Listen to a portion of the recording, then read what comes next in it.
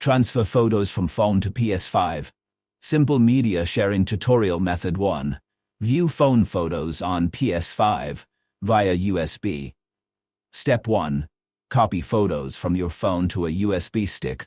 Use an OG adapter if needed. Step 2. Plug the USB into your PS5's USB port. Step 3. Open the media gallery.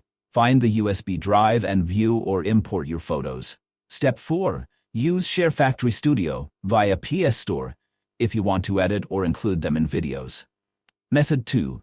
Transfer PS5 screenshots and videos to your phone via PlayStation app. Step 1. Install and log into the PlayStation app on your phone, same TSN account as on PS5. Step 2. On PS5, go to Settings Captures, enable auto-upload to PS app. Step 3. In the PlayStation app, go to Game Library, Captures tab. Step 4. Tap and save the captures you want, available for about 14 days after capture.